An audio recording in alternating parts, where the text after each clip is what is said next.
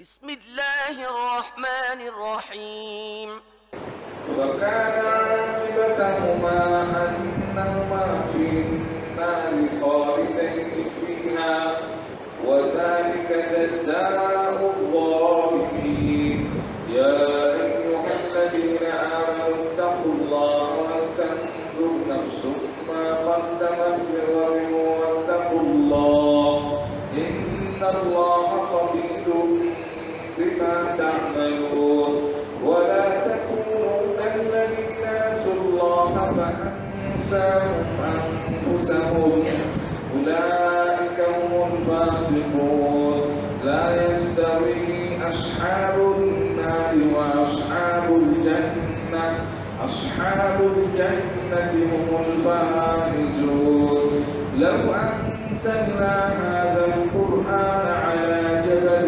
لرأيته خاشعا متصدعا من خشية الله وتلك الأمثال نضربها للناس لعلهم يتفكرون والله الذي لا إله إلا هو عالم الغيب والشهادة هو الرحمن الرحيم هو الله الذي لا إله إلا هو الملك القدوس السلام المؤمن المهيمن العزيز الجبار المتكبر سبحان الله عما يشركون والله الخالق البارئ المصور له الأسماء الحسنى يسبح له ما في السماوات والأرض وهو العزيز الحكيم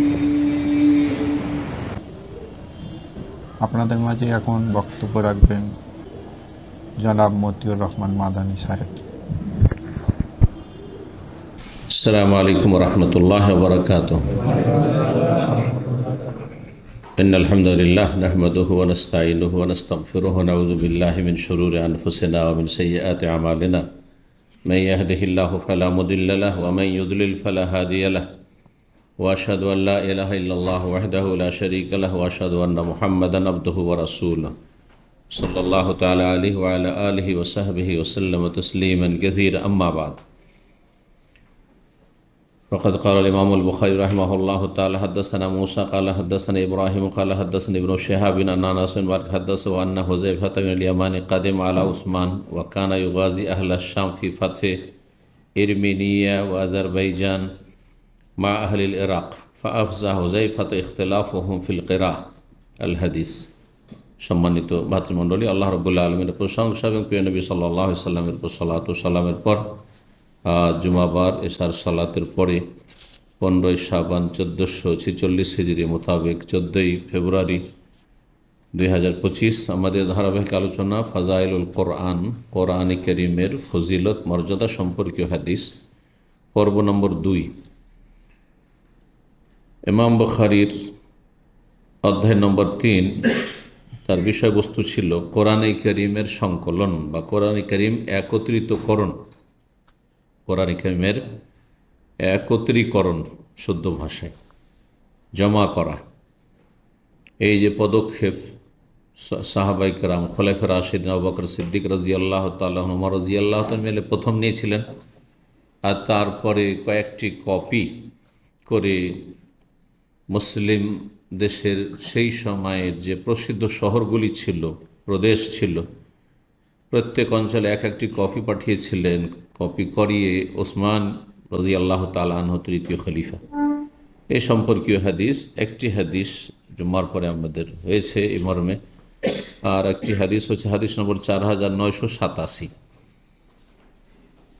আনাস বিন মালিক রাদিয়াল্লাহু তাআলা আনহু বর্ণনা করেছেন, তিনি তার ছাত্র ইবনে শাহাব জোহরির কাছে বা তাকে বলেছেন এই হাদিসটি, আন্না হুযায়ফা বিন ইয়ামান কাদিমা আলা উসমান, হুযায়ফা ইবনে ইয়ামান রাদিয়াল্লাহু তাআলা আনহু তিনি উসমান রাদিয়াল্লাহু তাআলার খেলাফত আমলে তার কাছে আগমন করলেন, আসলেন মদিনায়।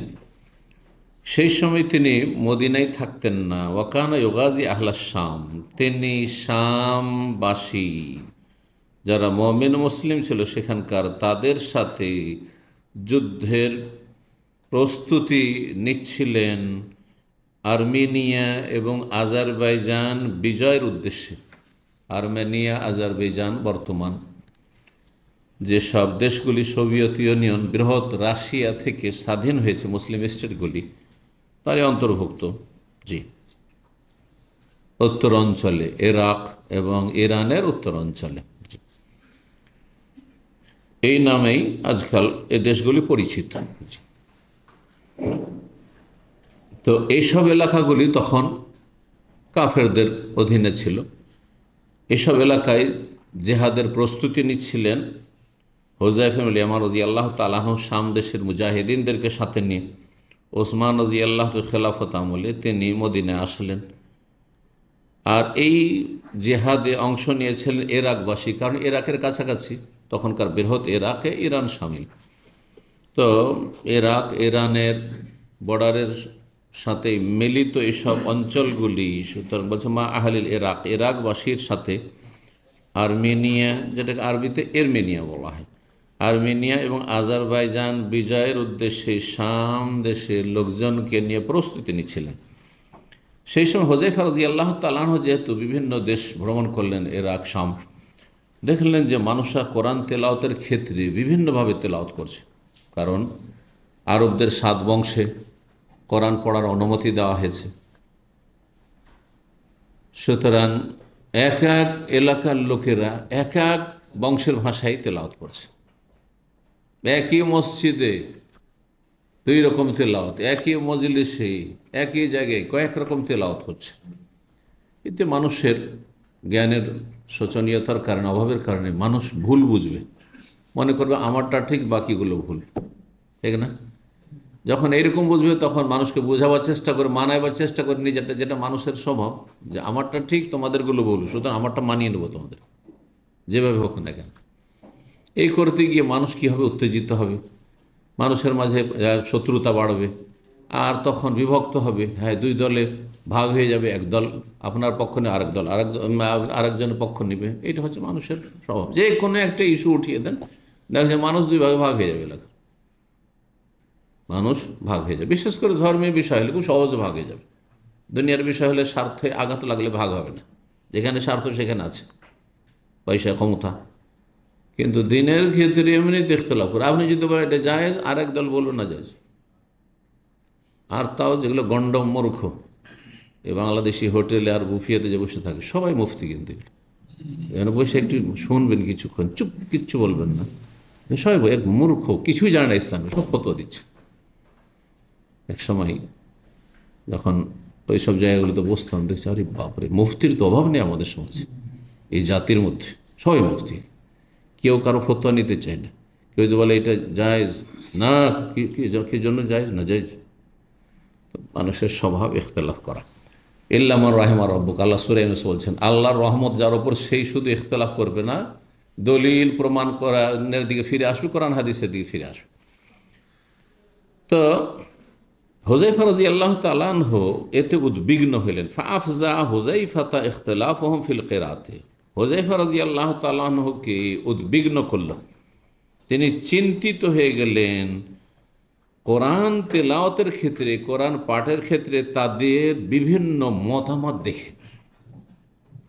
নানান মানুষ নানান রকম কোরআন পড়ছে, এক রকমের তেলাওয়াত নয়।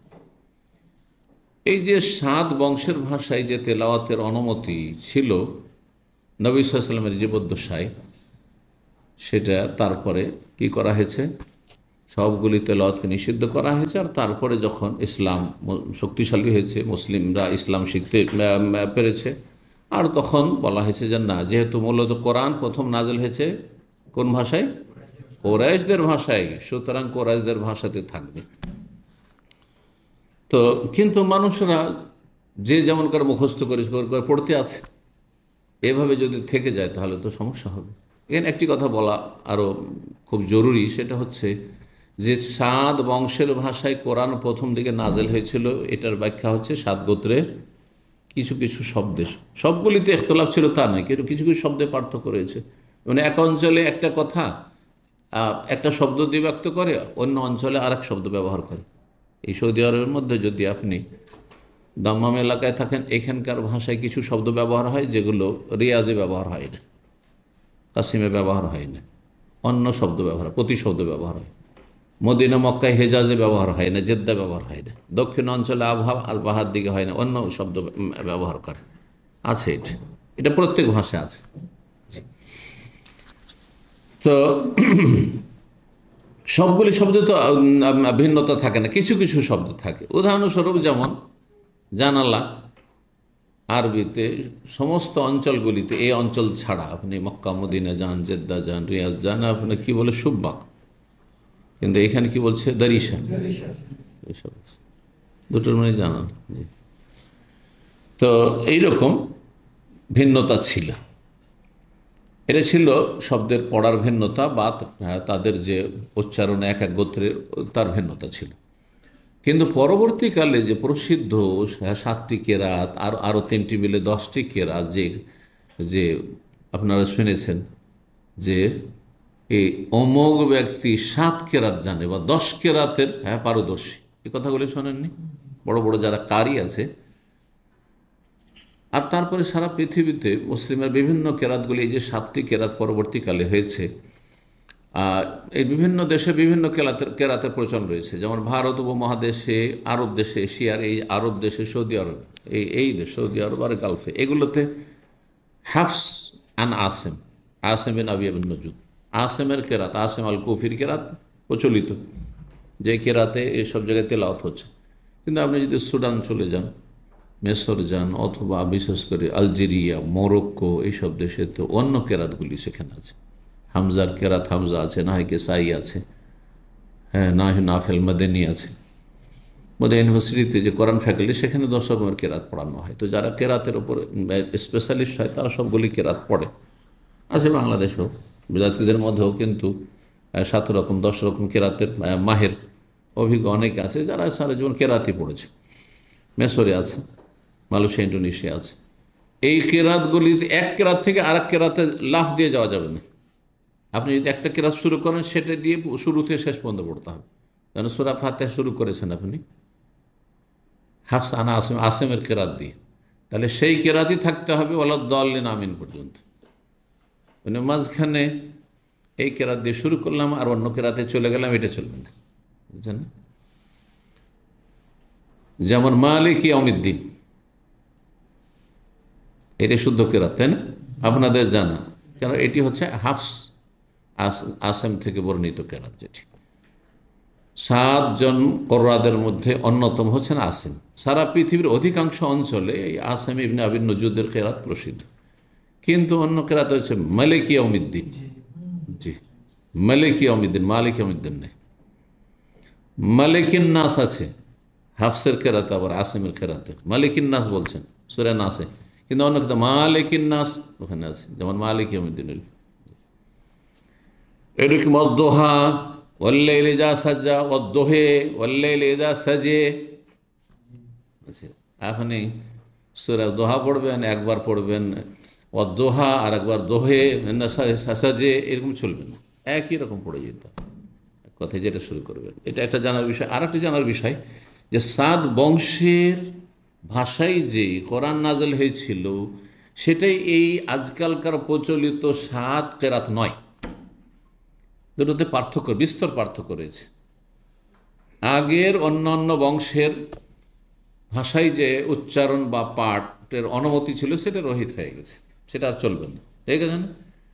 আর যেই কেরাতে এই একটি, এই যে কোরাইশ বংশের কেরাত আবার 10 কেরাত, 10টি প্রসিদ্ধ কেরাতে ভাগ হয়েছে, এটি মূলত একই বংশের, ওই যে কোরাইশ বংশেরই ভাষাই কোরআন, কিন্তু শব্দগুলি একই, ভিন্ন নয়, যেমন অন্য বংশে ছিল।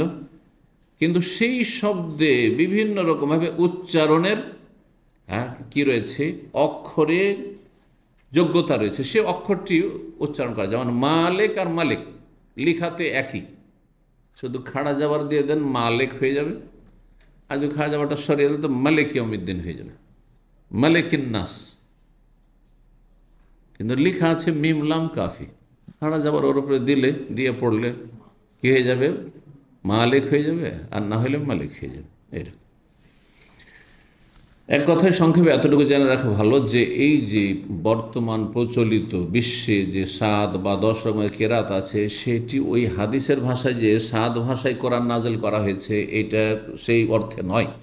7 ভাষায় মানে 7 বংশের ভাষায় নাজিল হয়েছিল, তারপর অন্য বংশের ভাষায় নিষিদ্ধ হয়ে গেছে, আর শুধুমাত্র কোরাইশের ভাষায়, সবচেয়ে শুদ্ধ ভাষায় কোরআন রয়েছে। তো সাহাবাই কেরামগণ বিভিন্ন দেশে চলে গেছেন, যে যেভাবে শিখেছেন, যে বংশের ভাষায়, যে বংশের লোক সেই বংশ থেকে ওইভাবে উচ্চারণ করেছেন, অনুমতি পেয়েছেন নবী সাল্লাল্লাহু আলাইহি ওয়াসাল্লাম, তো ওইভাবে পড়েছেন। বিভিন্ন ইখতিলাফ দেখে তিনি ভয় পেলেন, চিন্তিত হইলেন। হুযায়ফা রাদিয়াল্লাহু তাআলা আনহু ফাকাল হুযায়ফা আসলেন মদিনায় এসে উসমান রাদিয়াল্লাহু আমিরুল মুমিনিন বলি, ইয়া আমিরুল মুমিনিন, হে আমিরুল মুমিনিন, আদরিক হাযিহিল উম্মাহ ক্বাবলা আন ইখতালিফু ফিল কিতাব ইখতিলাফাল ইয়াহুদ ওয়ান নাসারা। আপনি এই উম্মতকে রক্ষা করুন, মুসলিম উম্মাকে রক্ষা করুন। কোরআনে কারীম নিয়ে, আল কিতাব, আল্লাহর কিতাব, আল্লাহর গ্রন্থ নিয়ে বিভিন্ন দলে বিভক্ত হওয়ার পূর্বেই ইখতিলাফাল ইয়াহুদ ওয়ান নাসারা, ইহুদি নাসারাদের মতো। যেমন ইহুদি নাসারাদের মধ্যে বাইবেল একরকম বাইবেল নেই, জি কয়েক রকম বাইবেল আছে, কয়েক রকম বাইবেল আছে, আর এক বাইবেল থেকে আর এক বাইবেলে বিস্তর পার্থক্য আছে। এমনটা না হয়ে যায় যে কোরআনকে বিভক্ত করে ফেলে, যে এটা আমাদের কোরআন বলছে যে তোমার কোরআন তোমার কাছে রাখ। যেমন বেদাতীরা আজকে বলছে না, কোরআনের আয়াত পেশ করেন, তোমার হাদিস তোমার কাছে রাখো। বহু বেদাতি মোল্লাদের কাছে শুনবেন আর বেদাতি মূর্খর কাছে শুনবেন। ওদের মাসলার খেলাফ হলে দেখেন সহিহ বুখারীতে হাদিস আছে, দেখেন এই যে রফায়দান হাদিস আছে, তো বলছে তোমার বুখারী তোমার কাছে রাখো। কুফরি কথা হয়ে যাবে, বুখারী একটি। কোরআন সম্পর্কে যে কোরআনের আয়াত পেশ করছেন যে আল্লাহ ছাড়া আসমান জমিনে কেউ গায়েব জানেন না, আর বেরেলভী মাজার বলছে যে না, নবী আলিমুল গায়েব, আমাদের অলিয়া আলিমুল গায়েব। যদি বলেন আয়াত পড়ে শোনাচ্ছেন যে নবী সাল্লাল্লাহু আলাইহি ওয়াসাল্লাম বলছেন, আল্লাহ তাকে বলতে বলছেন কোরআনের ভাষায়, কোরআনে রয়েছে লাউ কুনতু আলামুল গায়েব, আমি যদি গায়েব জানতাম তাহলে আস্তাগফারতু মিনাল খায়র, সমস্ত কল্যাণ হাসিল করতাম, আসতেন কখন আমার ক্ষতি হইতো না। কারণ জানছি যে কোন খাল লাভ আছে যাব, লস আছে যাব না, ক্ষতি আছে তাইফের ক্ষতি আছে যাব না, ওহদে এই জায়গা থেকে আক্রমণ হইতে পারে, সুতরাং এটা হইতে দেব না। ক্ষতিগুলো কেন হইল? নবী সাল্লাল্লাহু জানতেন না, সেই জন্য হয়েছে। যদি এই আয়াত পেশ করে বলেন যে তোমরা নবীকে আলেমুল গায়েব বলছো, যাও তোমাদের পীরেরা আলেমুল গায়েব, এটা শিরক কুফর, তো বলে যে তোমার কোরআন তোমার কাছে রাখো, কাফের সে, মুসলমানই না, এখানে কোরআন একটি।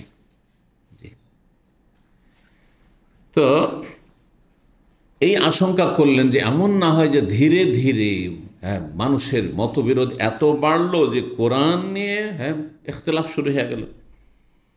আদরিক হাযিহিল উম্মাহ, এই উম্মতকে আপনি ধরুন, মানে রক্ষা করুন। ক্বাবলা আন ইখতালিফিল কিতাব, এই কিতাব নিয়ে, কোরআন নিয়ে তাদের বিভিন্ন দলে বিভক্ত হওয়ার পূর্বে, ইহুদি নাসারাদের ইখতিলাফের মতো, মতবিরোধের মতো, তাদের মতো যেন না হয়ে যায়। ফারসালা উসমানও, আর তা হয়ে গেছে। কোরআনের শব্দ নিয়ে ইখতিলাফ না হইল, কোরআনের তেলাওয়াত একই রকম আছে, কিন্তু ব্যাখ্যা নিয়ে অপব্যাখ্যা করে কোরআন দিয়ে শিরক, মাজার পূজা প্রমাণ করছে, কোরআন দিয়ে প্রমাণ করাচ্ছে, অপপ্রয়াস করছে বেদাতীরা যে নবী আলমুল গায়েব, নবী হাজির। বুঝছেন, আল্লাহ ছাড়া অন্যের কাছে চাওয়া যাবে, কোরআনে অপব্যাখ্যা করে। ওয়াস আলমান আরসালনা, মানে জিজ্ঞাসা করো। আর দ্বিতীয় সালায়া সালাম, মানে চাওয়াও হয়, বলছে দেখো আগের বুজুর্গানের দিনের কাছে কোরআনে চাইতে বলা হয়েছে, সুতরাং আমরা উলিয়ার কাছে চাইলাম তো কি হলো, খাজা বাবার কাছে চাইলাম তো কি হলো। কিন্তু এই শিরকি অনুবাদ, এটি বেরেলভীদের, রেজভীদের শিরকি অনুবাদ। তো কথা না বাড়িয়ে হাদিস এগিয়ে যায়। ওসমান রাদিয়াল্লাহু তাআলা হাফসা রাদিয়াল্লাহু তাআলার কাছে পাঠালেন, কারণ তিনি জানতেন যে আবু বকর, ওমর দুইজনের পরামর্শের ভিত্তিতে যে প্রথম সংকলন হয়েছিল একটি কপি, সেই কপিটি কার কাছে আছে? হাফসা রাদিয়াল্লাহু তাআলার কাছে। আগের হাদিসে কিন্তু শেষ হাদিসটিতে জেনেছেন যে আবু বকরের খেলাফতে আবু বকরের কাছে ছিল, ওমরের খেলাফতে ওমরের কাছে ছিল, তারপরে ওমরের কন্যা হিসাবে আর নবী সাল্লাল্লাহু আলাইহি ওয়াসাল্লাম সহধর্মিণী হিসাবে বাবার ঘর থেকে তিনি সেটা পেয়েছেন এবং সংরক্ষণ করে রেখেছেন, যে এটি কোরআনে কারীমের পূর্ণ কপি, সূরা ফাতিহা থেকে সূরা আপনার নাস পর্যন্ত পুরো কপি রয়েছে। তো তো উসমান রাদিয়াল্লাহু তাআলা আনহু কয়েকটি কপি করে একই রকমের কপি, মানে বিভিন্ন লোকের কাছে বিভিন্ন রকমের কোরআনের কপি, আর এক একজন এক এক রকম করে এক এক বংশের উচ্চারণে পড়ছে, এটা চলবে না। সুতরাং 5টি কপি তৈরি করে, সেই যুগের 5টি শহর ছিল, 5টি অঞ্চলে, সেসব অঞ্চলে পাঠিয়ে দিলেন এক একটি করে কপি এক এক শহরে। এই কপিটা হচ্ছে মূল কপি, হ্যাঁ, স্বীকৃত কপি, আর তোমরা কপি করতে চাইলে এই কপি থেকে কপি করবে, অন্য কারোর কাছ থেকে কোরআন নেওয়া চলবে। এটি ছিল কোরআন সংকলনের এই সংক্ষিপ্ত ইতিহাস। ওসমান রাদিয়াল্লাহু হাফসার কাছে পাঠালেন, কি জন্য? যে আন আরসালি ইলাইনা বিসহুফ, আমাদের কাছে পাঠিয়ে দেন সেই গ্রন্থটি, নানসাখোহা, যেটি আপনার কাছে আছে, নানসাখোহা, সেটাকে আমরা কপি করব, ফিল মাসাহিফ, বিভিন্ন গ্রন্থ, মানে বিভিন্ন কপি তৈরি করব সেখান থেকে। সুম্মা নারুদ্দোহা ইলাইক, তারপরে মূল যে কপিটি আপনার কাছে সেটা ফেরত করে দেব, আমানত। জি। ফারসালাত বিহাফসা রাদিয়াল্লাহু তাআলা, উসমান রাদিয়াল্লাহু তাআলা আনহুর কাছে পাঠিয়ে দিলেন। ফাআমারা যায়েদ ইবনে সাবিত, তখন উসমান রাদিয়াল্লাহু খলিফা যায়েদ বিন সাবিতকে, আব্দুল্লাহ বিন জুবাইরকে, সাঈদ বিন আজকে, আব্দুর রহমান বিন হারিস বিন হিশামকে, এই কয়েকজনকে নির্দেশ, কয়জন? 4 জন রয়েছেন, যায়েদ বিন সাবিত, আব্দুল্লাহ বিন জুবাইর, সাঈদ বিন আস, আব্দুর রহমান হারিস, 4 জন। জি, 4 জনের 3 জন ছিলেন কুরাইশি আর 1 জন অন্য বংশের। তো ফানাসাখুহা ফিল মাসাহিব, তখন তারা সেখান থেকে কয়েকটি কপি তৈরি করলেন লিখে। ওসমান রাদিয়াল্লাহু তাআলা আনহু বললেন, লিরাহাতিল কুরাইশি ইন আস-সালাসা, 3 জন যে কুরাইশ বংশের ছিলেন তাদেরকে, ইযাখতালাতুম আনতুম ওয়া যায়েদ ইবনে সাবিত ফি শাইইন মিনাল কোরআন, যদি তোমাদের মতবিরোধ হয়, তোমরা 3 জন একরকম বলছো, কারণ তোমরা এক বংশের, একই রকম উচ্চারণ তোমাদের, আর যায়েদ ইবনে সাবিত যেহেতু অন্য বংশের, তিনি আর এক রকম বলছেন, তাহলে কোনটাকে তোমরা স্বীকৃতি দেবে, অনুমোদন দেবে? বললেন, ফাকতুবুহু বিলিসানি কুরাইশ, সেটাকে লিখবে কুরাইশ বংশের ভাষায়।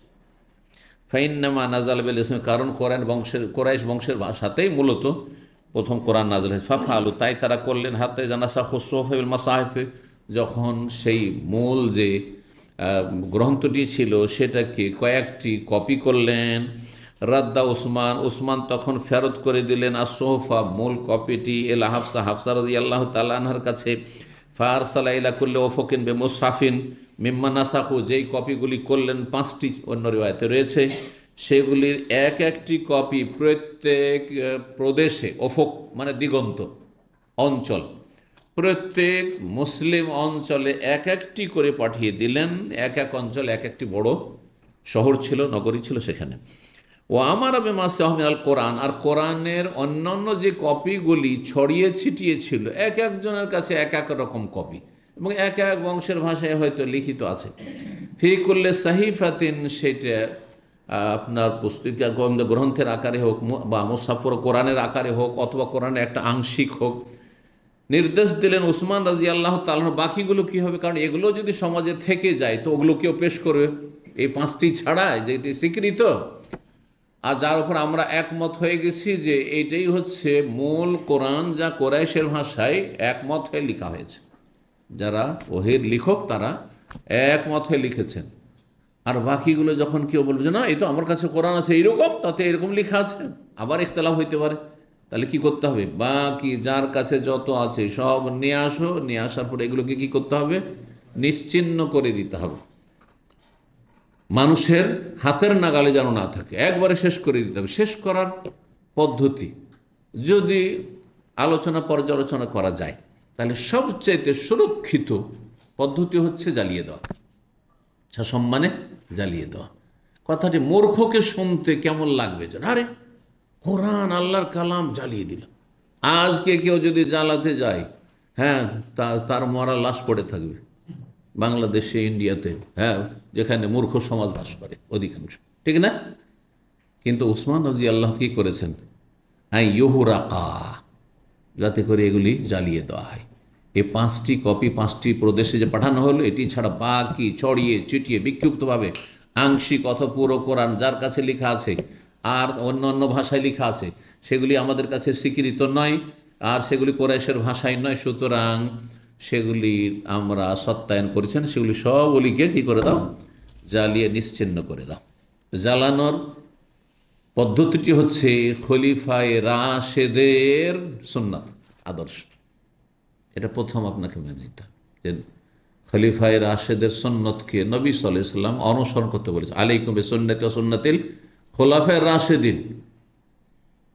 এটি আপনাদেরকে বলি যে আজকাল অনেক বেদাতি বই মুসলিম সমাজে আছে, আপনার বাড়িতে ছিল, হ্যাঁ, শিরকি বেদাতি বই, ওজিফার বই, হ্যাঁ, আর কত রকমের বই আপনার মকসুদুল মমিনে, যাতে শির কুফরি, জাদু পর্যন্ত রয়েছে, সোলেমানি নকশা, জাদু পর্যন্ত রয়েছে, হ্যাঁ, প্রেম সৃষ্টি করা জাদু আছে ওতে, আমি নিজে পড়েছি, জি। তারপরে আপনার আপনার এই যে কি বলছে যেটা নেয়ামুল কোরআন, এগুলি এক সময় নতুন বউকে, পাত্রীকে উপঢৌকন, বিয়ের অনুষ্ঠানে উপঢৌকন দেওয়া হইতো। এগুলো শিরক আর বেদাতে ভরা কিতাব, তাবিজ তোমারে ভরা কিতাব, জাদু টোনায় ভরা কিতাব। চেহেল কাফের মতো সেহের জাদু আছে, যেখানে শয়তানের নাম আছে 40টা কাফ বিশিষ্ট, এটা হচ্ছে চেহেল কাফ। আর সেটা তাদের মন্ত্র বলছে, এগুলো বড় কার্যকরী ওজিফা, হ্যাঁ, এগুলো তদবির, জি, এই তদবির করা হয়েছে, জি।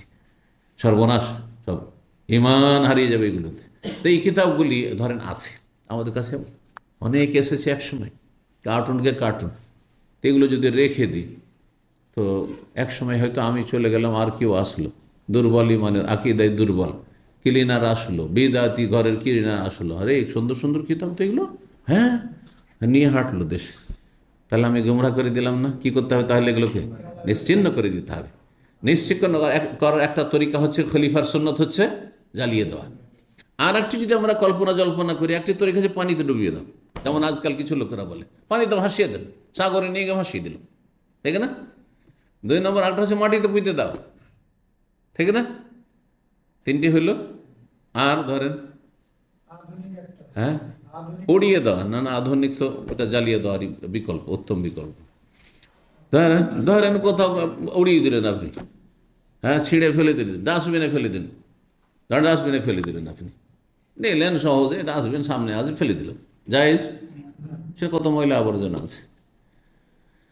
সবগুলির মধ্যে কোনটা বেশি নিরাপদ? আল্লাহর কালামের, হ্যাঁ, কিসের জন্য? সুরক্ষার জন্য। জ্বালিয়ে দাও, কারণ জ্বালিয়ে দিলে অক্ষরগুলি নিশ্চিহ্ন হয়ে গেল। ভালো করে বুঝুন, জ্বালিয়ে দিলে অক্ষরগুলো আর থাকলো না। অক্ষর যখন থাকলো না, তাহলে সেটা ছাই হয়ে গেছে, আর সেই ছাই গুঁড়ি গুঁড়ি হয়ে গেছে একবারে, হ্যাঁ, ধুলিকণার মতো হয়ে গেছে। সুতরাং সেটার আর বেয়াদবি হলো না, বেয়াদবি তার সাথে আর হলো না, কোনো অবমাননা হলো না, কোনো পেশাব পায়খানার সাথে গেল, কারণ নিশ্চিহ্ন হয়ে গেছে, আর কোরআনের অক্ষরগুলি চেনা যাচ্ছে না। কিন্তু পানিতে ভাসিয়ে দিলে অক্ষর থাকবে, মাসকে মাস থাকবে অক্ষর।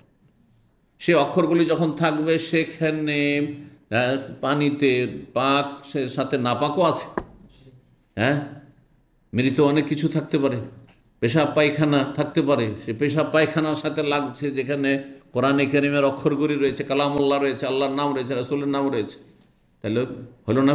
অবমাননা হলো না? মাটিতে পুঁতলেন, ঠিক আছে, মাটিতে পুঁতলেন, কিন্তু সেখানে মাটির ওপরে সেখানে কেউ পায়খানা করছে, কেউ পেশাব করছে, অবমাননা হলো না? তার উপর দিয়ে হাঁটাহাঁটি করছে, চলাফেরা করছে, অবমাননা হলো না? কারণ অক্ষর তো আছে অলরেডি।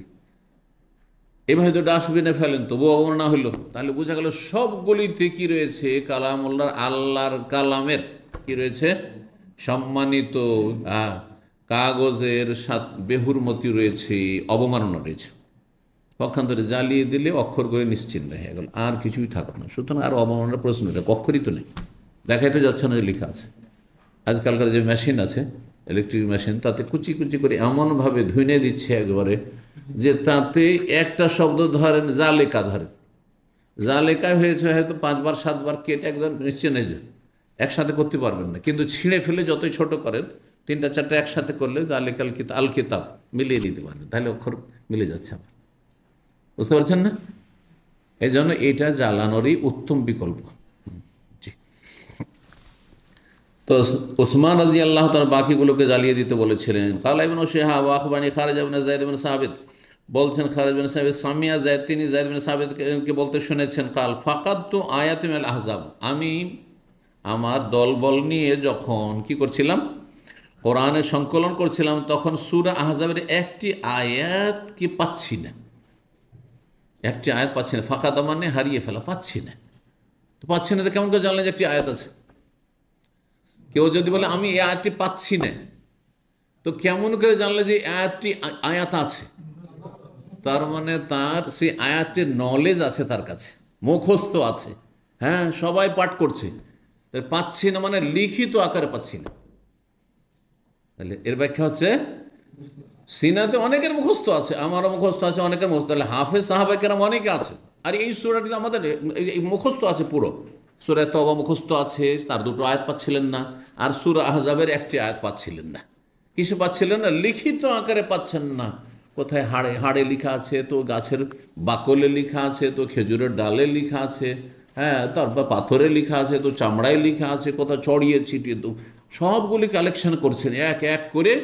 যা মুখস্থ আছে শুরু থেকে শেষ পর্যন্ত কোরআন হাফেজে কোরআন সাহাবীর, হ্যাঁ শত শত সাহাবীর, তার সাথে মিলাচ্ছেন। মুখস্থ আছে এই তিনটি আয়াত, একটি হচ্ছে সূরা আহজাবের আর দুটি হচ্ছে সূরা তওবার, কিন্তু এগুলো যে লিখিত আকারে পাচ্ছি না।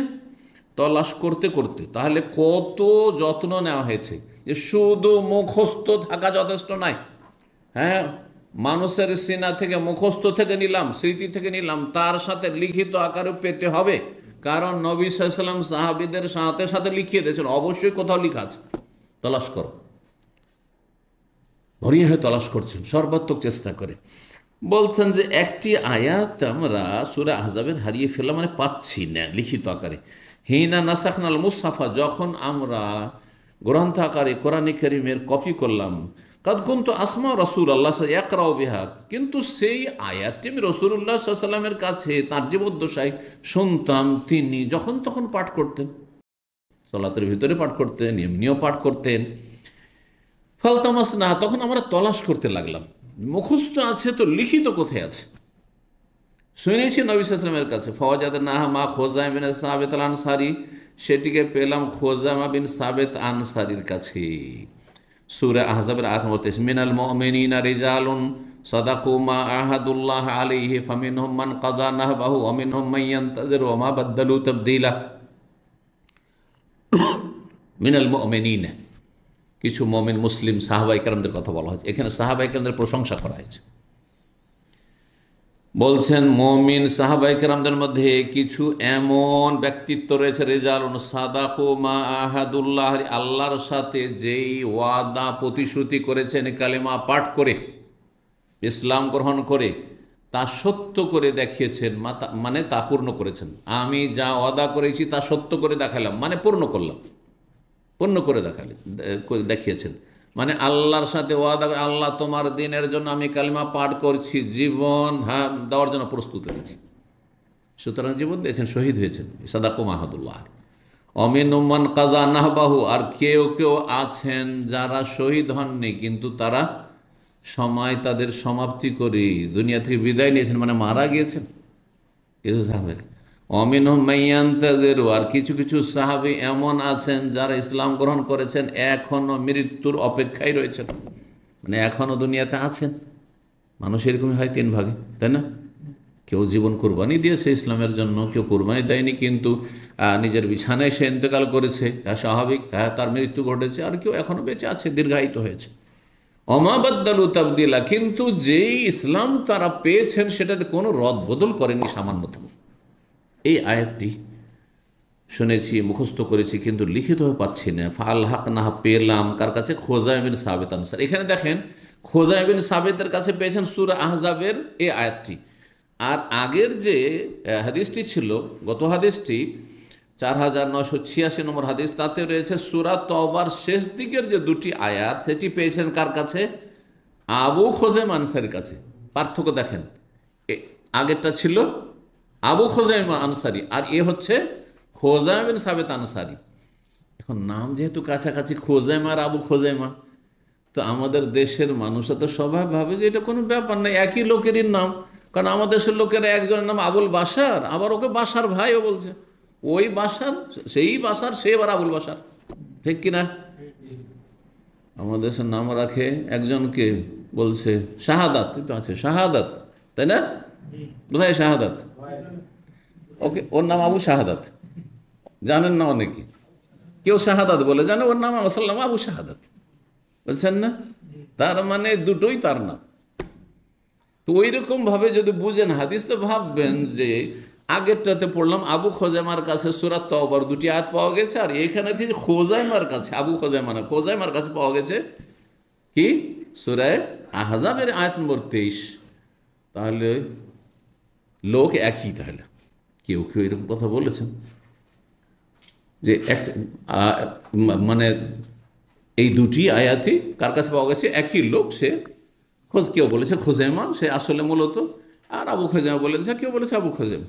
কিন্তু এই ব্যাখ্যা ঠিক নয়, বরং সঠিক হচ্ছে যে সহিহ বুখারীর এই 2টি হাদিস আপন আপন জায়গায় ঠিক। সূরা তাওবার 2টি আয়াত পাওয়া গেছিল আবু খোজাইমা নামক একজনের কাছে, এক সাহাবীর কাছে, আর খোজাইমা নামক আরেক সাহাবী, সেও আনসারী বংশের, তার কাছে সূরা তাওবার আয়াতটি না সূরা আহজাবের আয়াতটি পাওয়া গেছে। বোঝা গেছে? কিন্তু পরের হাদিসটিতে বর্ণনাকারীর ভ্রম হয়ে গেছে, তারপরের হাদিসে একটু ভিন্নভাবে আসছে। 4989 নম্বর হাদিস, আর হাদিসের অধ্যায় 4 নম্বর অধ্যায় বাবু কাতিবিন নবী সাল্লাল্লাহু আলাইহি ওয়াসাল্লাম। এই অধ্যায় হচ্ছে নবী সাল্লাল্লাহু আলাইহি ওয়াসাল্লামের ওহীর লেখক সম্পর্কে। ওহীর কয়েকজন লেখক ছিলেন, তার মধ্যে প্রসিদ্ধ ছিলেন যায়েদ ইবনে সাবিত, যাকে এখানে সদস্য হিসেবে রাখা হয়েছিল কোরআন জমা করার সময়।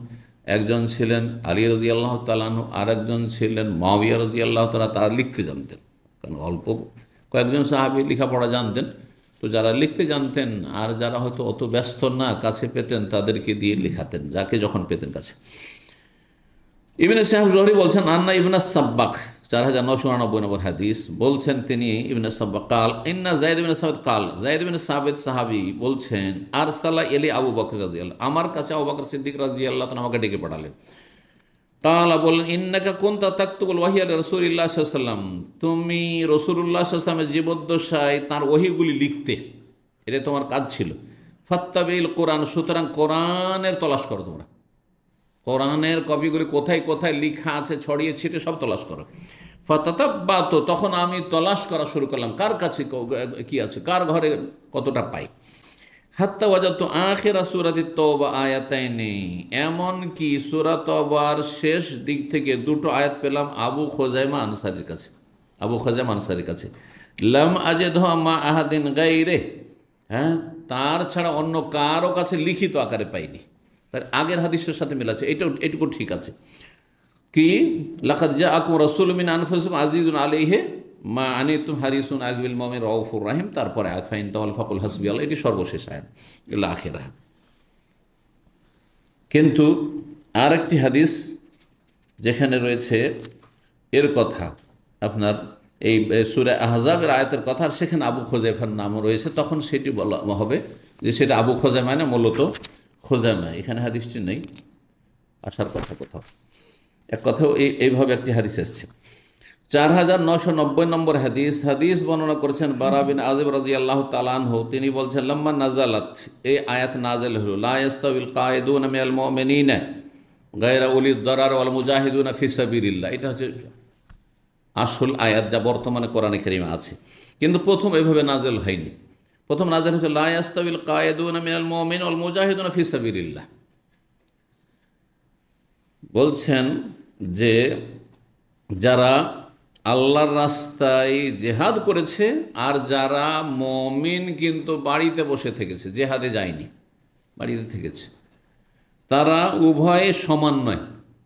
একজন ইসলাম গ্রহণ করেছে, ইসলাম পালন করেছে বাড়িতে বসে, যেমন আমরা ইসলাম পালন করছি, কারণ আজকাল রাষ্ট্রীয়ভাবে জেহাদ নেই, সেই জন্য আমরা ইসলাম পালন আপন আপন জায়গা থেকে ইসলাম পালন করছি। কিন্তু অনেকে আছেন যারা জেহাদের ময়দানে গিয়েছেন, যখন জেহাদ ছিল তখন, সেটা মুঘল আমলে হোক, তার আগে হোক, হ্যাঁ সাহাবায়ে কেরামদের জামানে হোক, বদরে ওহদে গেছেন, মোহাম্মদ বিন কাসেমের সাথে ভারত আপনার সিন্ধু প্রদেশে গেছেন, সাহাবায়ে কেরাম তাবেঈন জেহাদ করেছেন। তো বলছেন যে দুই দল সমান নয়, লা ইয়াস্তাবিল কায়িদুনা মিনাল মুমিনিনা, যারা বাড়িতে বসে থাকা মুমিন মুসলিম তারা, ওয়াল মুজাহিদু ফি সাবিলিল্লাহ, আর আল্লাহর রাস্তায় জিহাদকারীরা সমান নয়।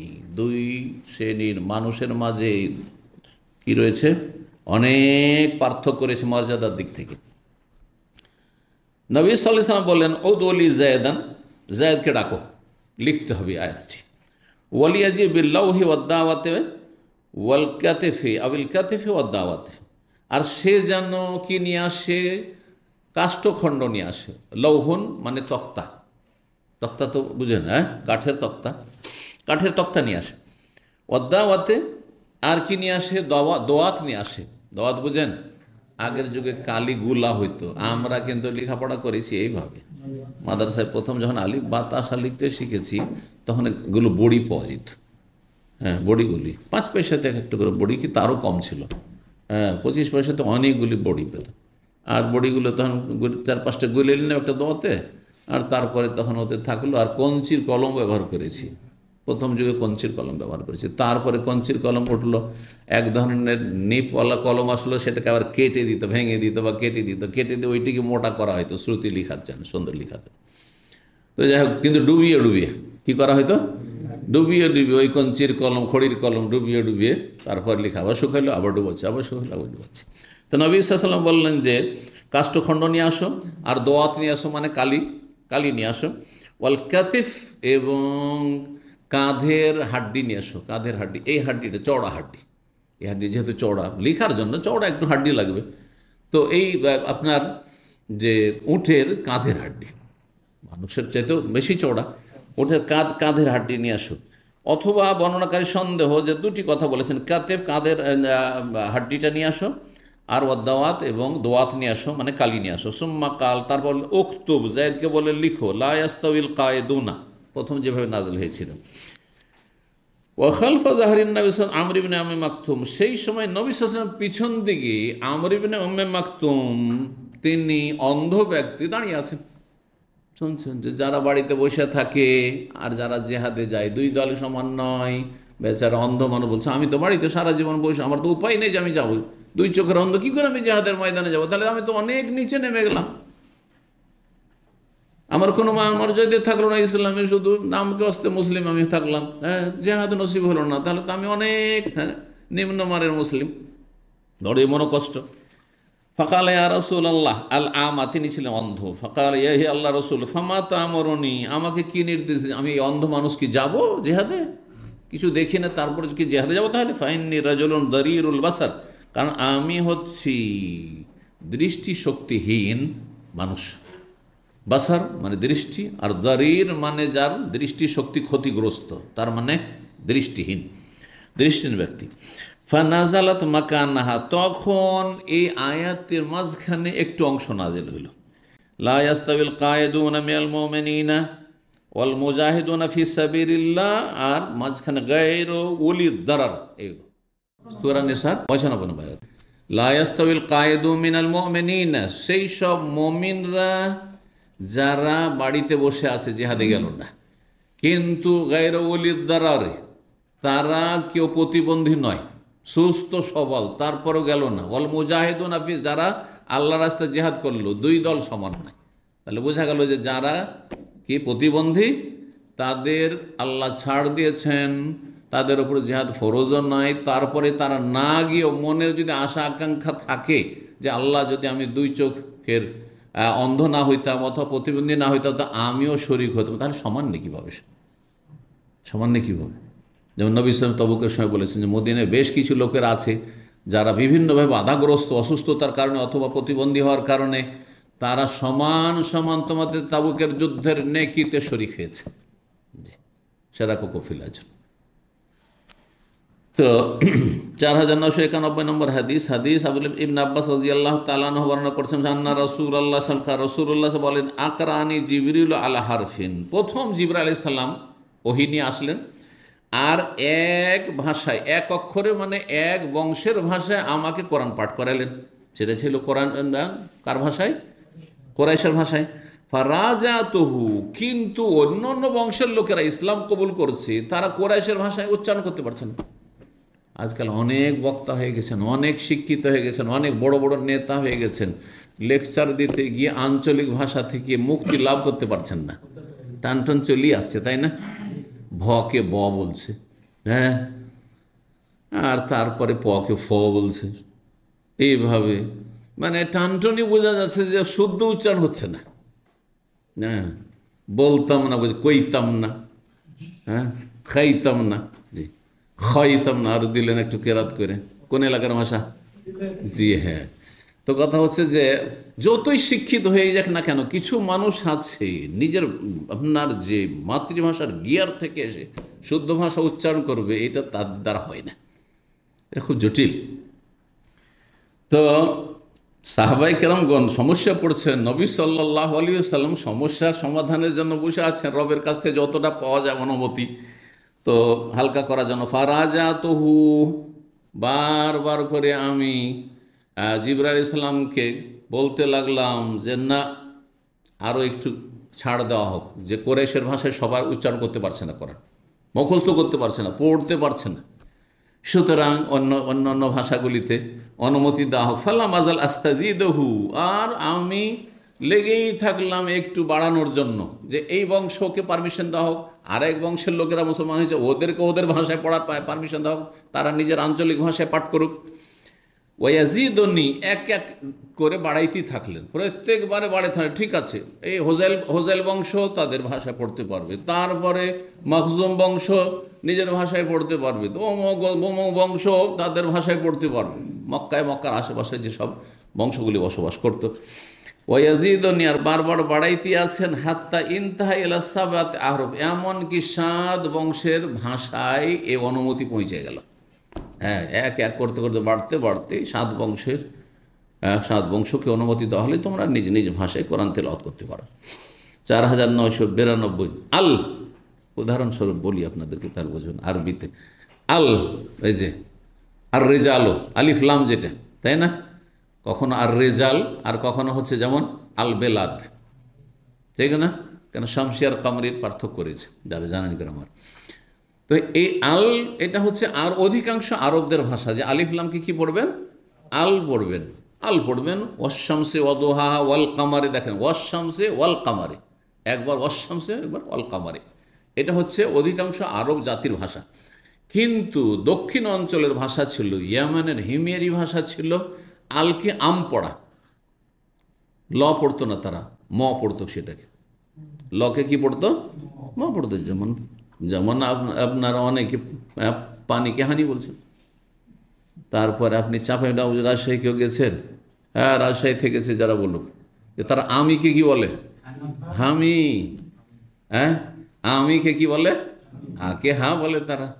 আবার কোনো এলাকায় সাকে, হ্যাঁ হালার বেটা হালা, এটা আবার কোন ভাষা হইল। হ্যাঁ, প্রথম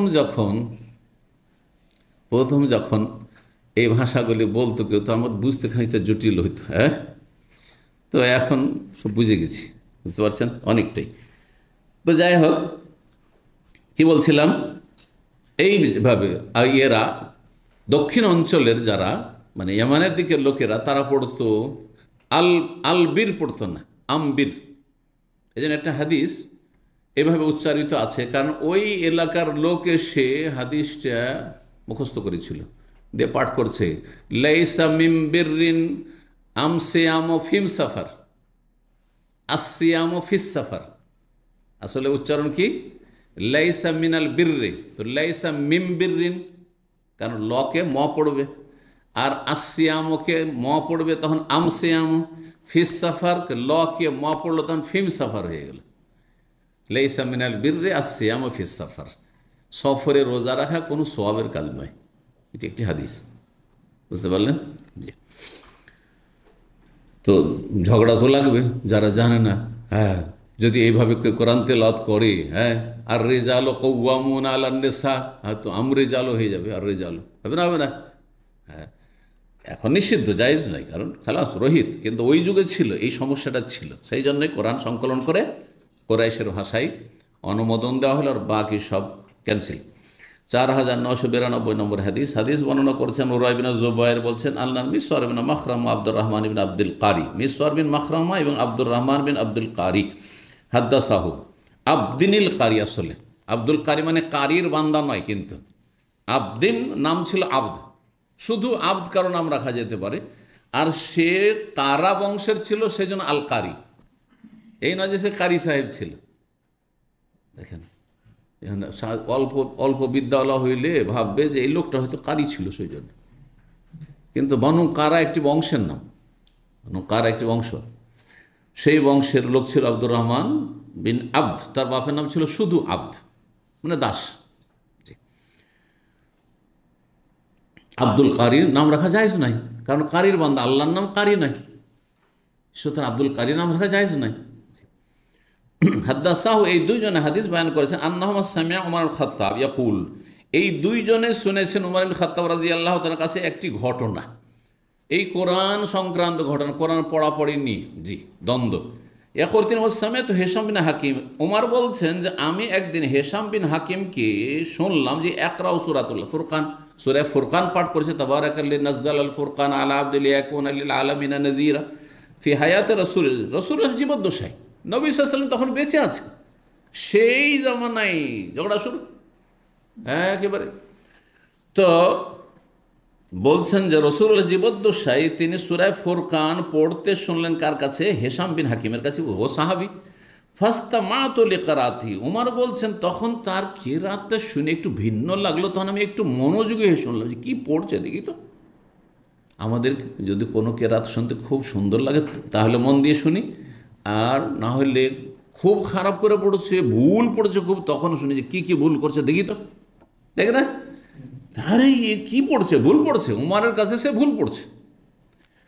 তো বলছে মনোযোগী হয়ে তার কেরাত শুনতে লাগা, ফায়দা হওয়া ইয়াকরা আলা হুরুফিন কাসীর আলাম ইউকরিনিহা রাসূলুল্লাহ সাল্লাল্লাহু আলাইহি ওয়াসাল্লাম, তার কেরাত দেখলাম সে কোরআন তেলাওয়াত করছে এমন অনেক অক্ষর বিশিষ্ট, লাম ইউকরিনিহা রাসূলুল্লাহ সাল্লাল্লাহু আলাইহি ওয়াসাল্লাম আমাকে এইভাবে পড়াননি কখনো। এমন এমন অক্ষর নিয়ে আসছে কোরআনে যে আমি জানি না যে এইভাবে কোরআন নাযিল, অথচ সেই সূরাগুলি আমার আয়াতগুলি মুখস্থ আছে শুদ্ধভাবে, যেভাবে আমি পড়েছি রাসূলের কাছে। ফাকিদতু উসাবিরু ফিস সালাত, সেই সময় হেশাম বিন হাকিম সালাত অবস্থায় তেলাওয়াত করছিল, সালাত অবস্থায় লম্বা তেলাওয়াত করছে, হয়তো একা সালাত পড়ছিল আর সে ওই রকম পড়ছে। বলছেন যে ফাকিদতু উসাবিরু ফিস সালাত, এমন উপক্রম হয়েছিল যে সালাত অবস্থায় তার ওপর আমি ঝাঁপিয়ে পড়ি, একবারে ধরে তাকে মারতে শুরু করি, এমন রাগ হয়েছে যে এত ভুলভাল উল্টো পাল্টা কোরআন পড়ছে। ফাতাসাব্বারতু, কিন্তু আমি নিজেকে সামলিয়ে নিলাম, ধৈর্য ধারণ করলাম। হাত্তা সাল্লাম্মা, কতক্ষণ? সালাম ফিরা পর্যন্ত। যেমন সালাম ফিরা হয়েছে হেশাম বিন হাকিম, ফালাব্বাবতু বিরিদাইহি, তার শরীরে একটা চাদর ছিল, চাদর দিয়ে তার গলাকে পেঁচিয়ে ধরলাম একবারে, সুবহানাল্লাহ। লাব্বাবতু বিরিদাইহি, চাদর দিয়ে, তার চাদর দিয়ে তার গলাকে পেঁচিয়ে ধরলাম একবারে চিপে। ফাকুলতু, তাকে বললাম, মান আকরাকা হাযিহি সূরা, এই সূরা তোমাকে কে এভাবে পড়িয়েছে? আল্লাতী সামিতুকা তাকরাউ, এক্ষুনি তোমাকে পড়তে যে শুনলাম এইভাবে, কে পড়িয়েছে তোমাকে? কালা, তখন সে বলছে আকরানিহা রাসূলুল্লাহ, রাসূলুল্লাহ এইভাবে পড়িয়েছেন আমাকে। এই আজব কথা, আমিও নবীর কাছে পড়েছি আর সেও নবীর কাছে পড়েছি, কেমন কথা হইল? অথচ আমি জানছি না যে এইরকম কোরআনের কোনো আয়াত আছে। ফাকুলতু, আমি বললাম, কাযাবতা, মিথ্যুক তুমি, এটা হতেই পারে না যে রাসূল তোমাকে পড়িয়েছেন। ফাইন্না রাসূলুল্লাহ কাদ আকরানিহা আলা গায়রি মা কারাত, কারণ রাসূলুল্লাহ আমাকে পড়িয়েছেন তুমি যেভাবে পড়লে তার থেকে ভিন্ন করে এই সূরা, এই আয়াতগুলি পড়িয়েছেন, তাহলে তোমারটা কী করে ঠিক হয়? তুমি কী করে নবী সাল্লাল্লাহু আলাইহি ওয়াসাল্লামের কাছে শিখলে? তাহলে উমর রাদিয়াল্লাহু জানা ছিল না যে 7 বংশের কেরাত এলাও হয়েছে, আর উমর হচ্ছেন কুরাইশি, তিনি কুরাইশ বংশের তেলাওয়াত জানেন, কিন্তু অন্য বংশকে যে অনুমতি দেওয়া হয়েছে যে তোমার আঞ্চলিক ভাষায় তুমি পাঠ করতে পারো, এটা জানা ছিল না তার বিষয়টি।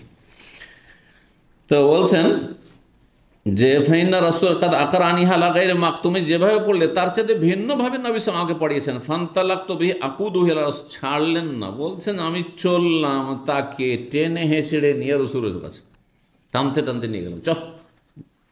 ফাকুলতু, গিয়ে বললাম, ইন্নী সামিতু হাযা ইয়া রাসূলুল্লাহ, একে আমি শুনলাম, ইয়াকরাউ বিসূরাতিল ফুরকান, সে সূরা ফুরকান পাঠ করছে, আলা হুরুফিন, এমন এমন অক্ষর দিয়ে, লাম তুকরিনি, এইভাবে তো আমাকে পড়াননি আপনি, আমি তো সরাসরি আপনার কাছে কোরআন পড়েছি।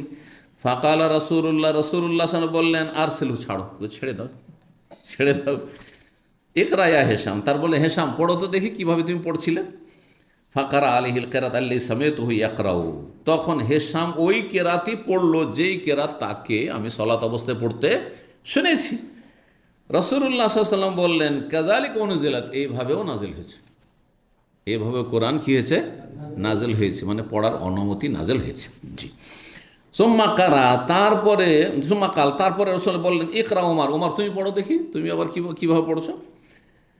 তো ফাকারাতুল কেরাতাল্লাতি আকরানি, তখন আমি সেইভাবেই তেলাওয়াত করলাম যেভাবে রসুল্লাহ আমাকে পড়িয়েছেন, শিখিয়েছেন।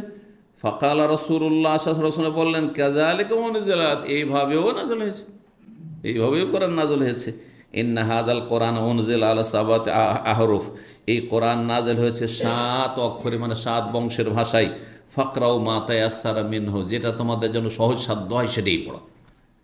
সহজসাধ্য অনেক সময় হয় যে আপনার অঞ্চলের বা আপনার মাতৃভাষা এর আলাদা, কিন্তু আপনি বাল্য জীবন থেকে অন্য এলাকায় থেকে গিয়ে নিজের ভাষা ভুলে গিয়ে অন্য ভাষা বলতে শুরু করেছেন, হয় না? হয় না? হয়। সুতরাং এই নয় যে তুমি কোরাইশ বংশের, তোমাকে কোরাইশ বংশের ভাষা দিয়ে পড়তে হবে। কোরাইশ বংশের কিন্তু তুমি লালিত পালিত হয়েছে অন্য বংশে, ধর তায়েফের কোনো এক বংশে, হ্যাঁ তাদের ভাষা আলাদা, তুমি ভাষাতে পড়তে পারিস, অসুবিধা নেই, যেটা যার জন্য। এই জন্য ফাকরাউ মা তায়াসসারা, মানে যা সহজসাধ্য হয়। এটা ছিল প্রথম নবী সাল্লাল্লাহু আলাইহি ওয়াসাল্লামের নির্দেশ, কিন্তু পরে সেটা রহিত করা হয়েছে। 6 নম্বর অধ্যায় বাবু তালিফিল কোরআন, এই অধ্যায় হচ্ছে কোরআনে কারীমের সংকলন। তালিফ মানে সংকলন করা, এই জন্য লিখনিকে তালিফ বলা হয়, তাসনিফ বলা হয়, জি, কোনো বই লেখাকে।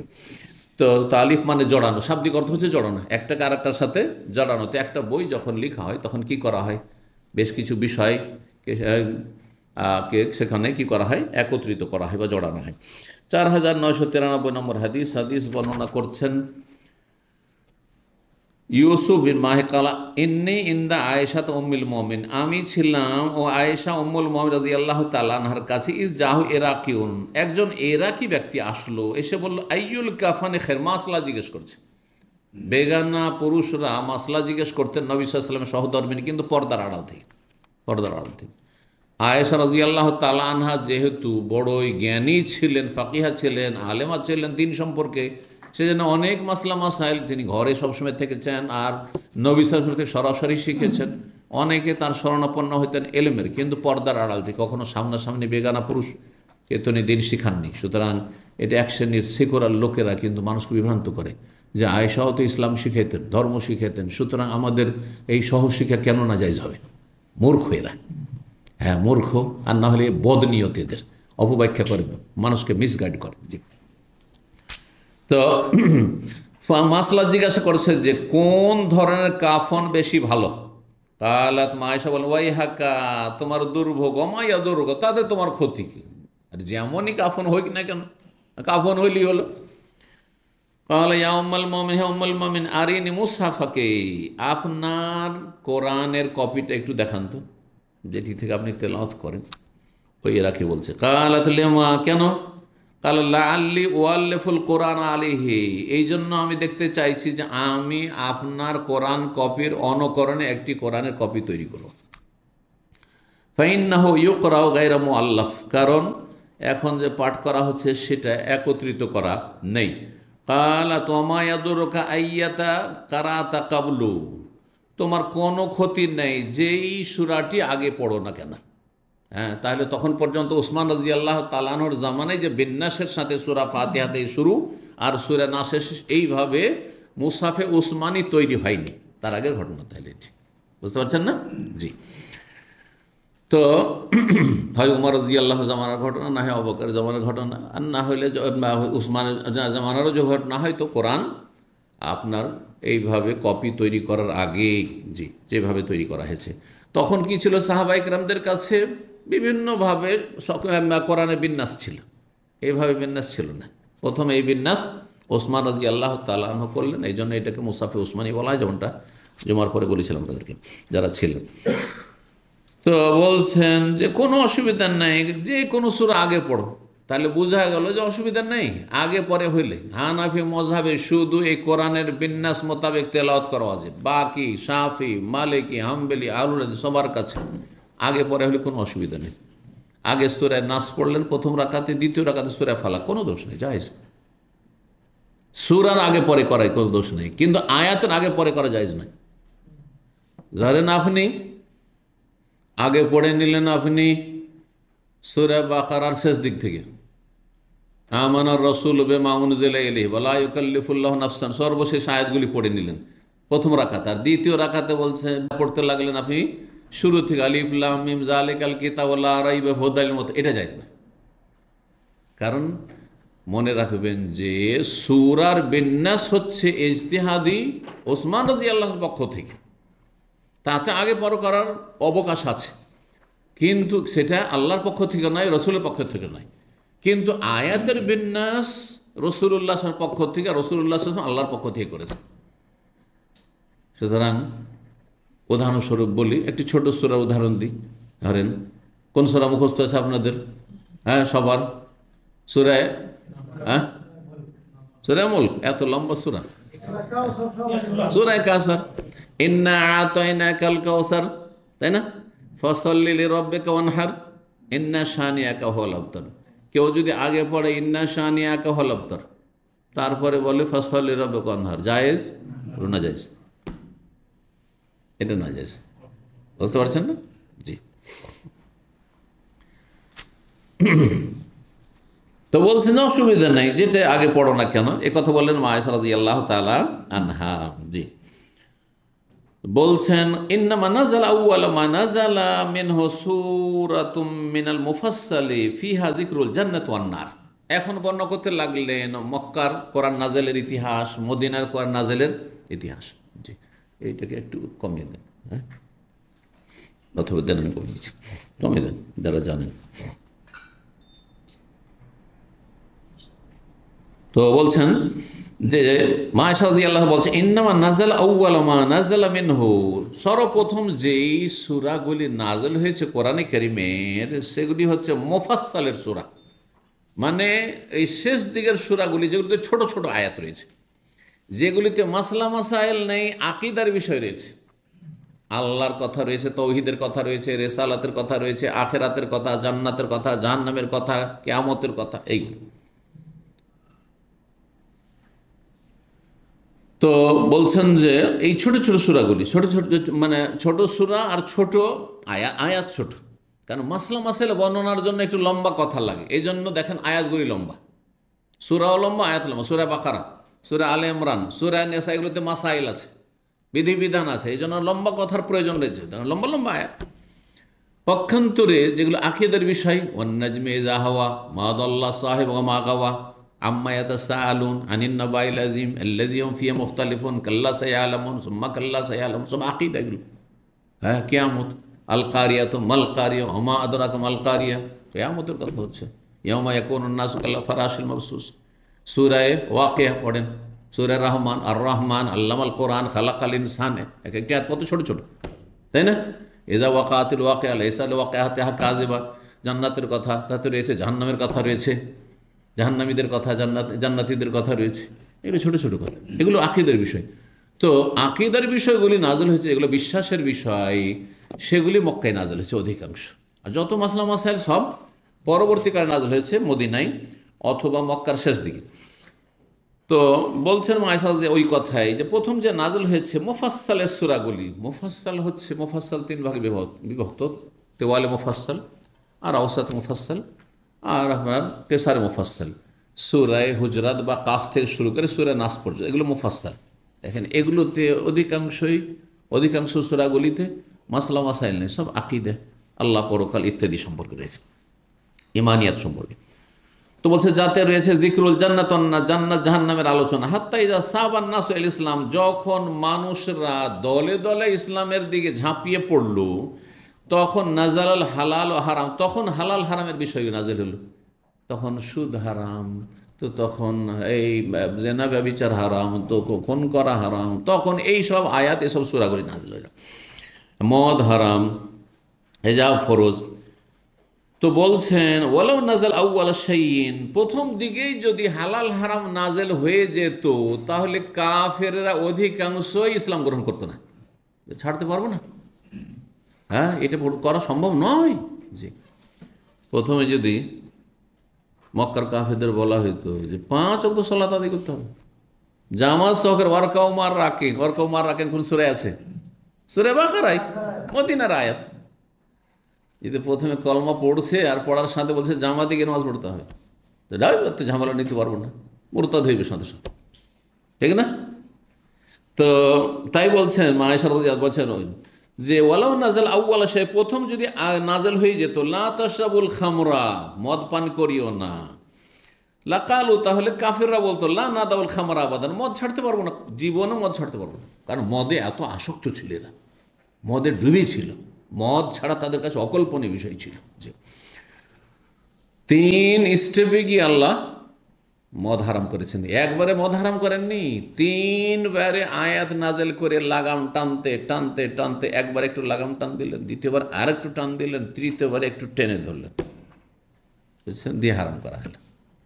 প্রথমবারে কিছু লোকেরা মদ ত্যাগ করলো, কারণ নেশা। দেখেন অনেক গুনাহ থেকে সাথে সাথে তওবা করে নেবে যে না আজকে থেকে হারাম খাবো না, হারাম ব্যবসা করবো না। কিন্তু যাদের ধূমপান করার অভ্যাস আছে বা জর্দা খাওয়া অভ্যাস আছে, ছাড়তেও অধিকাংশ লোকের ইমান দুর্বল হয়ে যাবে। জি, সময় লাগবে, কারণ নেশাগ্রস্ত আপনার। জি, ঠিক ওই রকমই তো যদি মদ হারাম প্রথমে আল্লাহ করতেন তাহলে বলতো আমরা মদ ছাড়তে পারবো না, লা নাদাউল খামরা আবাদা ওয়ালাউ নাজালা, প্রথম যদি নাজেল হতো লা তাজনু লা তাকরাবুজ জিনা, তো লা কালু, কাফিররা বলতো লা নাদাউজ জিনা আবাদা, আমরা ব্যভিচার ছাড়তে পারবো না। লাকাদ নাযালা বিমাক্কাতা আলা মুহাম্মাদ সাল্লাল্লাহু আলাইহি ওয়াসাল্লাম, মুহাম্মদ সাল্লাল্লাহু আলাইহি ওয়াসাল্লামের প্রতি ওহী নাযিল হয়েছে মক্কায়, ওয়া ইন্নী লাজারিয়াতুন আলাব, তখন আমি ছোট্ট নাবালিকা, আমি খেলাধুলা করতাম, 4 বছর 5 বছর বয়স, এরকম বয়স, জি 6 বছর বয়স, আলাব, খেলাধুলা করতাম। নাজিল হয়েছে সূরা কামর আয়াত নম্বর 46, তাতে রয়েছে কিয়ামতের কথা, বালিস সাআতু মাওঈদুহুম ওয়াস সাআতু আদহা ওয়া আমার, কিয়ামতের কথা। কারণ আগে কিয়ামত বিশ্বাস করাইতে হবে, জান্নাত জাহান্নাম বিশ্বাস করাইতে হবে, আল্লাহর সামনে হাসরের মাঠে হাজির হিসাব দিতে হবে, এগুলো বিশ্বাস করাইতে হবে। যখন বিশ্বাস হবে যে আল্লাহর সামনে হাজিরা দিতে হবে, কিয়ামত হবে, আল্লাহ আবার মরার পরে জীবিত করবেন, তারপর প্রথম সওয়াল হবে মুসলিমকে নামাজ, তখন নামাজের জন্য আপনি ইমানকে শক্ত করবেন। বিশ্বাসী যদি না থাকে পরকাল, তো কী করে নামাজি হবে না? আজকাল অধিকাংশ বেনামাজিদের কারণই হচ্ছে যে এদের পরকাল সম্পর্কে এরা উদাসীন, গাফিল, বিশ্বাসে নেই, অথবা নামকে অস্তে বিশ্বাস আছে, পরম্পরা ধর্ম, আসলে বিশ্বাস নেই, যার ফলে নামাজি হইতে পারে না। তো এটা হয় যে আমাকে হাসরের মাঠে যেতে হবে, আমি বিশ্বাস করি, আর প্রথম আমাকে জিজ্ঞাসাই হবে নামাজ সম্পর্কে, রোজা, হজ, যাকাত, ইনকাম, বাপ মার সাথে কি করলাম না করলাম, এগুলো জিজ্ঞাসা পড়ে, আগে আমার সালাত, 5 ওয়াক্ত সালাত সম্পর্কে জিজ্ঞাসা হবে। তো ইয়াকিন যখন হয়ে যাবে, তখন মরে গেলেও আমি নামাজ ছাড়বো না, 1 রাকাত নামাজ ছাড়বো না। কখনো এটা হইতে পারে না যে আমি ফজর সূর্য উঠিয়ে দেবো আর আমি নামাজ পড়লাম না, কিন্তু ইয়াকিন নেই, সেই জন্য বিশ্বাস নেই। অথবা বিশ্বাসটা এত দুর্বল যে আপনার বিশ্বাসের ওপর শয়তানের আধিপত্য কায়েম হয়ে গেছে, আপনার বিশ্বাস দুর্বল হয়েছে শয়তানের মোকাবেলা করতে গিয়ে, শয়তান আপনার ওপর নেতৃত্ব দিচ্ছে, আপনি শয়তানের গোলামি করছেন। আল্লাহ হেফাজত করুন। তো বলছেন যে এই আয়াত নাযিল হয়েছে প্রথমে, ওমা নাযালা সূরাতুল বাকারাতু ওয়ান নিসা ইল্লা ওয়া আনা ইনদাহু, আর সূরা বাকারা আর সূরা নিসা, এই যে বড় বড় আয়াতগুলি আর বড় বড় সূরা, যাতে মাসলা মাসাইল রয়েছে, বিধি বিধান, মিরাজ, ধন সম্পদের ভাগ বন্টন, হালাল হারাম, জায়েজ না জায়েজ, এই সূরাগুলি নাযিল হয়েছে তখন আমি নবী সাল্লাল্লাহু আলাইহি সাল্লামের সাথেই সংসার করছিলাম মদিনায়, তখন আমি সাবালিগ হয়ে গেছি। পরে মাদানী সূরা এগুলো, কালা ফা আখরাজাত লাহুল মুসহাফ, তারপরে মা আয়েশা রাদিয়াল্লাহু তাআলা ওই ইরাকির জন্য সেই যে মুসহাফটি যেটা দিয়ে তেলাওয়াত করতেন, যেটা থেকে বের করলেন, ফা আমলাত আলাইহি আয়াস সুওয়ারি, তারপরে বিভিন্ন সূরার আয়াতগুলি তিনি লিখিয়ে দিলেন তাকে, যে ঠিক আছে আমার কোরআন দেখে, মুসহাফের কপি দেখে তুমি কপি করে নাও। 4994 নম্বর হাদিস, মানুষ আব্দুর রহমান মিয়াজদি কালাসামেত মাসুদ, আব্দুল্লাহ মাসুদ রাদিয়াল্লাহু তাআলা আনহু বলতেছেন, ইয়াকুলু ফি বানি ইসরাইল ওয়াল কাহফ ওয়া মারইয়াম ওয়া তাহা ওয়াল আম্বিয়া ইন্নাহুন্না মিনাল ইতাকিল ওয়াল ওয়া হুন্না মিন তিলাদি। আব্দুল্লাহ মাসুদ রাদিয়াল্লাহু তাআলা আনহু প্রখ্যাত সাহাবী, তার কাছ থেকে শুনেছেন আব্দুর রহমান বিন ইয়াজিদ ইবনুল আসওয়াদ বলছেন, ইবনে মাসুদ বিখ্যাত সাহাবী এবং প্রথম সারির সাহাবী মক্কাই, তিনি এই কয়েকটি সূরা সম্পর্কে বলছেন, সূরা বনি ইসরাইল মানে সূরা ইসরা, সুবহানাল্লাহি আসরা বিআবদি, সূরা কাহফ, সূরা মারইয়াম, সূরা তাহা, সূরা আম্বিয়া, এই সূরাগুলি ইন্নাহুন্না মিনাল ইতাকিল আউয়াল, এই সূরাগুলি, ইতাক আতিকের বহুবচন, তার মানে হচ্ছে প্রাচীন, আতিক মানে প্রাচীন, ওয়াল ইয়াত্তাওয়াফু বিল বাইতিল আতিক সূরা হজে রয়েছে, প্রাচীনতম ঘরের তারা যেন তওয়াফ করে। তো প্রাচীন ঘর কি? কাবা, কাবা ঘর। তো ওই অর্থে কেউ কেউ বলেছেন। আর ওয়াল উলার বহু বচন। তো ইন্নাহুন্না এই সূরাগুলি হচ্ছে প্রথম দিকে নাজেলকৃত সূরা। ইসলামের ইতিহাসে 23 বছরের জীবনে প্রথম দিকে প্রায় নাজেল হয়েছে এই সূরাগুলি।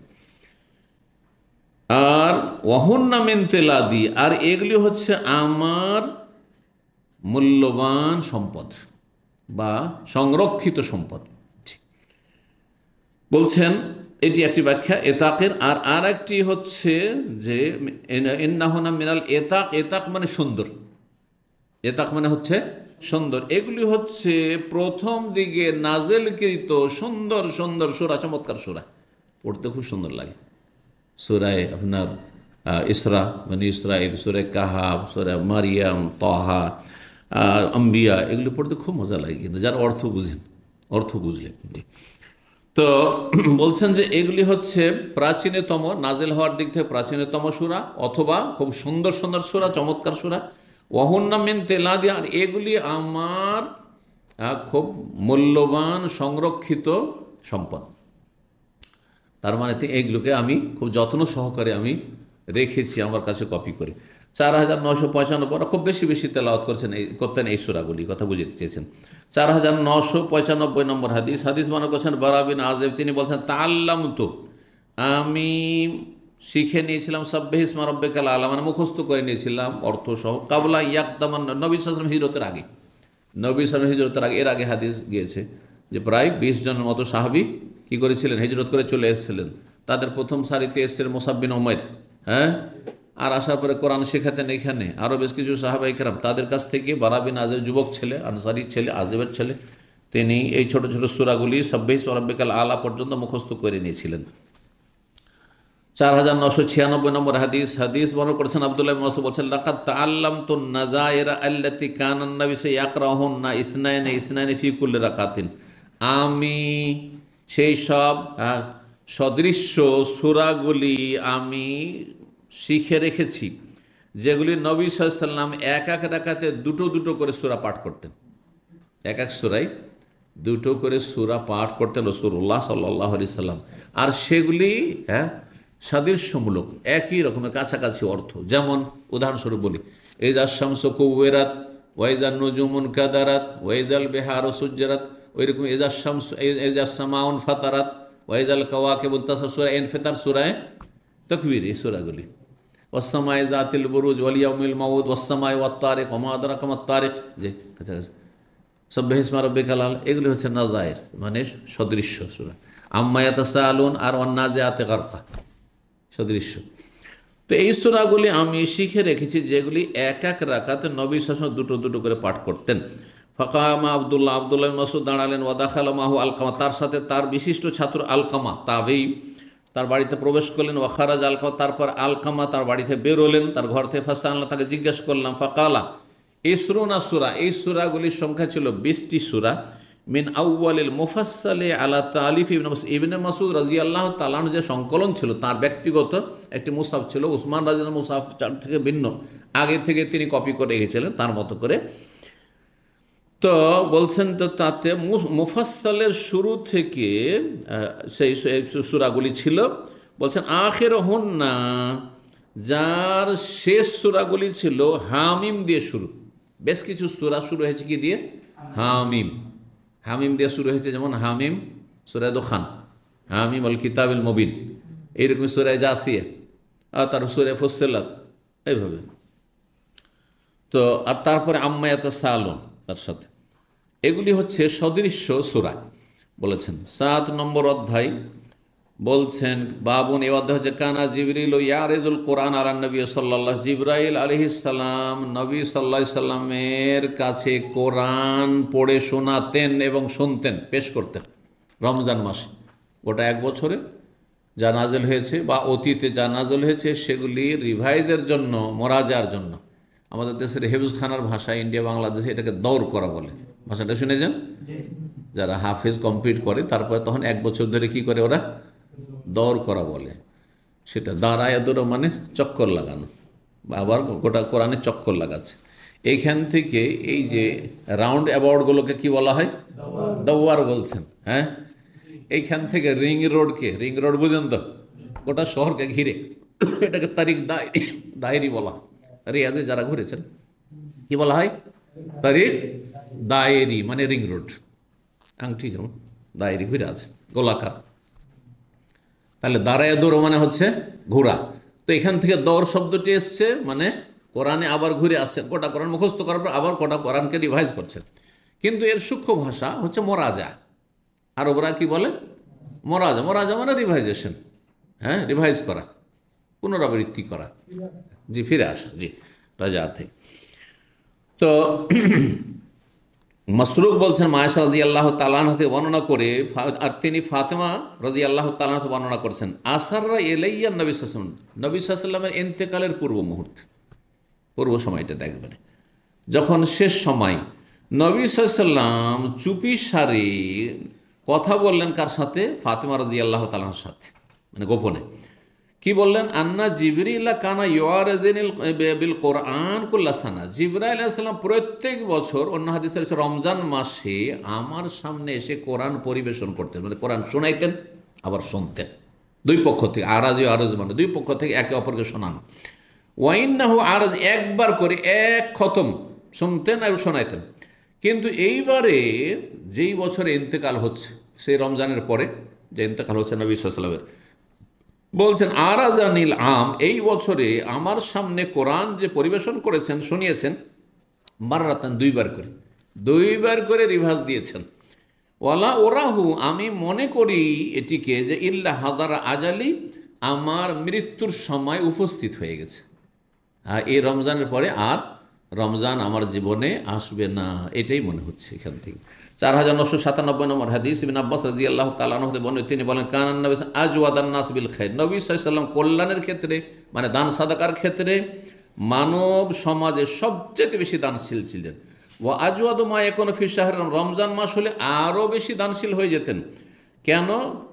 এই জন্য যে জিবরাইল আলাইহিস সালাম তার সাথে প্রত্যেক রাতে রমজানে সাক্ষাৎ করতেন, হাত্তা আনসার, রমজান শেষ হওয়া পর্যন্ত। প্রত্যেক রাতে জিবরাইল আলাইহিস সালাম আসমান থেকে নেমে আসতেন আর সারা রাত ভোর কী করতেন? কোরআন শুনতেন আর শোনাতেন দীর্ঘ সময় ধরে।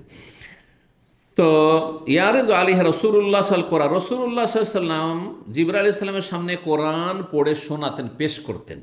ফাইজা লাকিয়াহু জিবরিল, যখন জিবরাইল আলাইহিস সালাম তার সাথে সাক্ষাৎ করতেন, অর্থাৎ রমজান মাসে, কানা আজওয়াদা বিল খায়র মিনার রিহিল মুরসালা, দ্রুত প্রবাহিত ঝড়ো হাওয়ার চাইতেও বেশি দ্রুতগামী হয়ে যেতে রাসূলুল্লাহ সাল্লাল্লাহু আলাইহি ওয়াসাল্লাম কল্যাণের কাজে, মানে দান সাদকায় বা দানশীলতায়।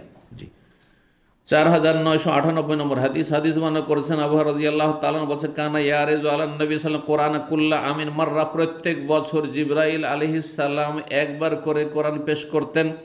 ফাআরাজা আলাইহি মাররাতান ফিল আমিল্লাযী কুবিযা ফি, যেই বছরে নবী সাল্লাল্লাহু আলাইহি ওয়াসাল্লামের ইন্তেকাল হলো সেই বছরে দুইবার করে কোরআন পেশ করলেন জিবরাইল সালামের সামনে, মানে কোরআন শোনাবার সুযোগ পেলেন।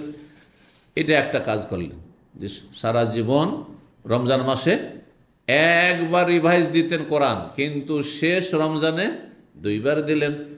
আর আরেকটা কি ঘটনা ঘটলো যে প্রত্যেক রমজানে শেষ দশকে 10 দিন ইতিকাফ করতেন, কিন্তু শেষ রমজান যেটি নবী সাল্লাল্লাহু জীবনের, সেই রমজানে 20 দিন ইতিকাফ করলেন। তো এখান থেকে সাহাবারা অনেকেই অনুভব করলেন যে এটাই হয়তো নবী সাল্লাল্লাহু আলাইহি ওয়াসাল্লামের শেষ সময় ঘনিয়ে এসছে। কারণ বলছেন যে ওয়াকানা ইয়াতাফিকুল আমিন আশরা, প্রত্যেক বছর রমজান মাসে তিনি 10 দিন ইতিকাফ করতেন।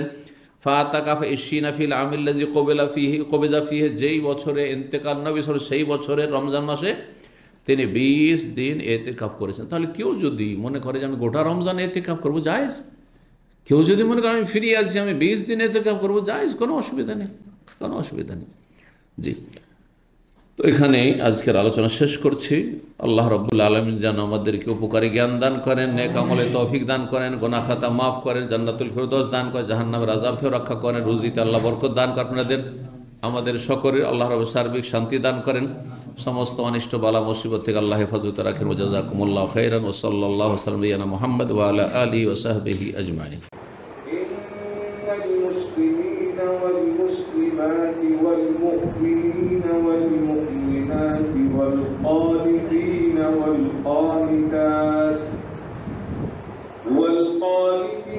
والقانتات والصادقين والصادقات والصابرين والصابرات والخاشعين